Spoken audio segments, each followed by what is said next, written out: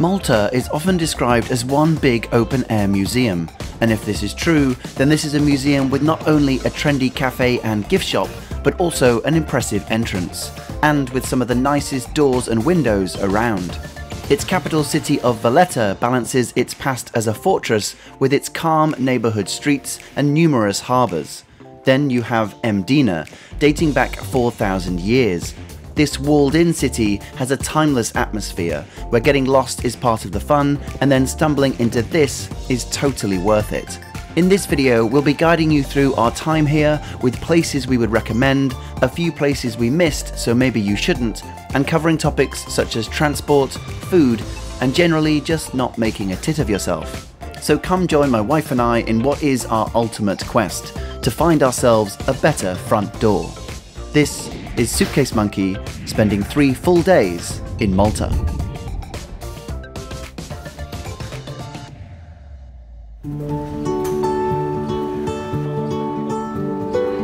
We began with an early arrival at Malta's International Airport, landing at 10:30 in the morning. We would have only 3 nights here and wanted a mixture of exploring, sightseeing and relaxation. It was because of this last reason that we chose the Victoria Hotel, situated in Sliema, just across the water from Valletta. We dumped our bags and headed out to explore our new neighbourhood while our room was made ready for check-in. If you want to be close to Valletta but not in Valletta, Sliema is a great choice. Just a ferry ride away from the capital, it's quieter and more affordable.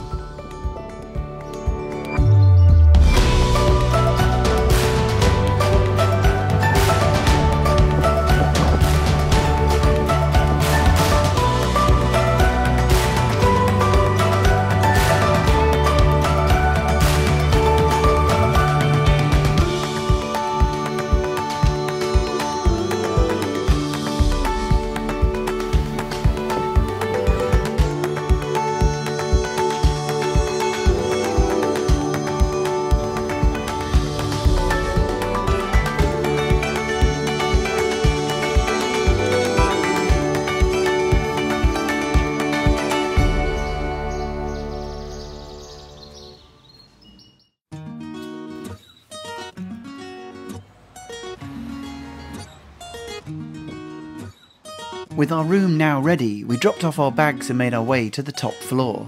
We could see Valletta just across the water, so after a quick rest, we made a beeline for the city centre. Examining some front doors along the way, we wandered through the quiet, picturesque streets until we got to the Sliema ferry.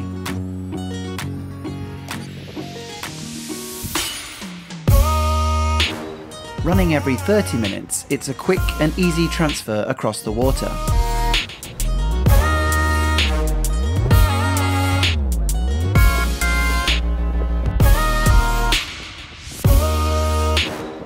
Valletta is Europe's smallest capital city, which means that it's perfect for walking. Hidden streets and views appear around almost every corner, and it was great just admiring the architecture alone, especially with the sun setting, which added to its shadows and glow. Malta gained independence from a dwindling British Empire in 1964. Seeing tiny remnants of my own English home country felt like an odd interdimensional split had taken place. But for the first time, I knew exactly what it felt like to be an international London tourist and be fascinated with a red postbox.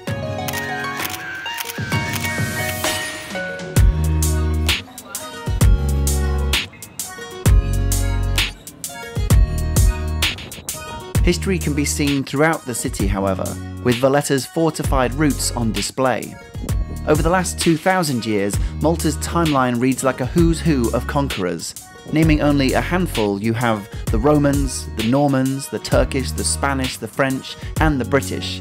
And even as recent as the Second World War, the Maltese Islands were a highly prized base being fought over once again.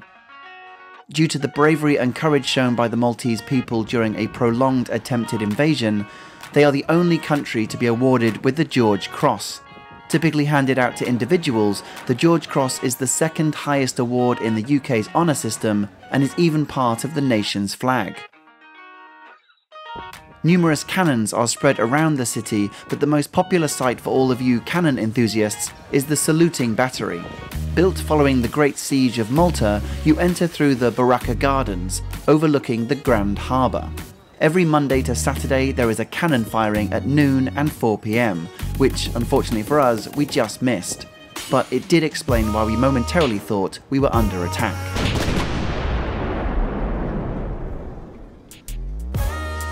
Getting a little bit peckish, we found the Pulled Meat Company restaurant. It might be a vegetarian's nightmare, but for us, the meat was tasty, the sausages succulent, and the dips super complimentary. As with everything seen in this video, I have linked to this restaurant in the description below, along with links to follow us on social media so you can be a part of our next trip as it happens. Please do come and say hello. After a long, full-on day, we took the ferry ride back to our hotel and caught up on some much-needed rest. Tomorrow was going to be a relaxing day, with a mixture of hotel comforts and a half-day trip to the medieval city of Mdina.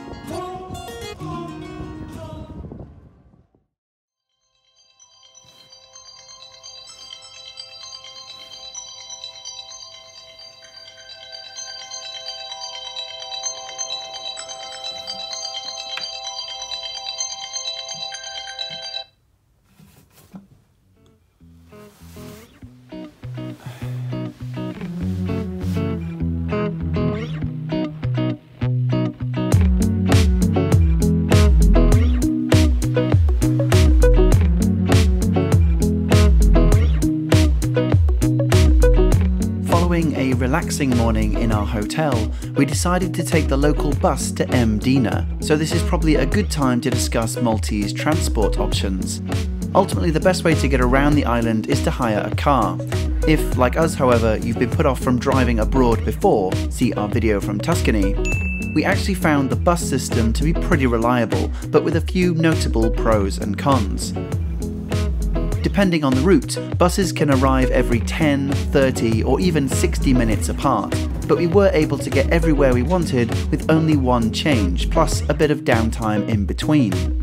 Google Maps obviously made everything a lot easier, and the super cheap price of only €2 for any bus taken within a 2-hour window made things mighty affordable. Sliema did have surprisingly good bus connections to most places we looked into, but obviously Valletta is much more connected overall.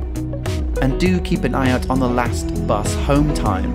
With it leaving Mdina around 8 PM, it did unfortunately mean we weren't able to attend that late night hardcore rave.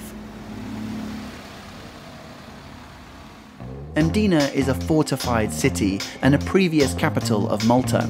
With its history spanning 4,000 years, it's been dubbed the Silent City and has become a perfect time capsule that speaks for itself.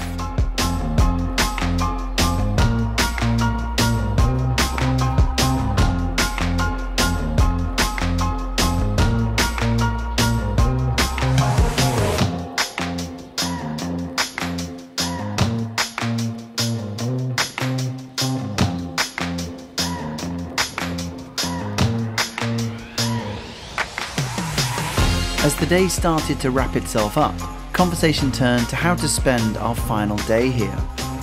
This was the only time in the trip where not having the convenience of a car slightly affected our plans. Two items at the top of our list were Gozo and the Blue Lagoon, both very popular day trips, both on another island, and both with very long travel times.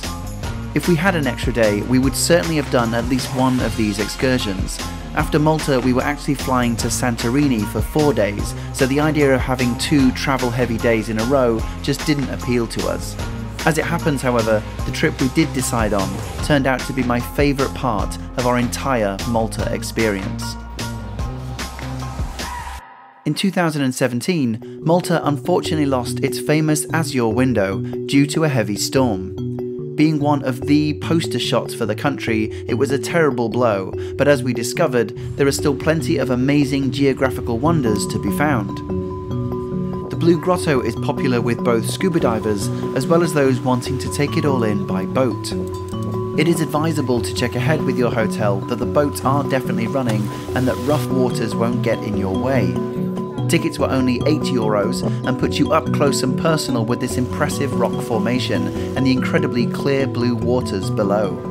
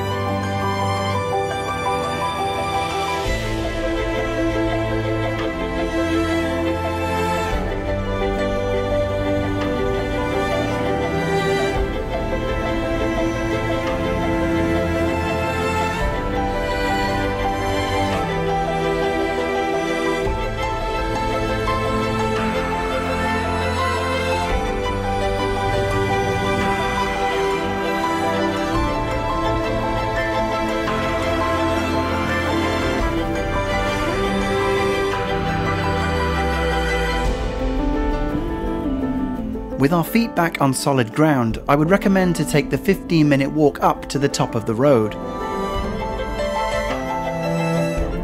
From here you can really get a sense of the Blue Grotto's true magnificence.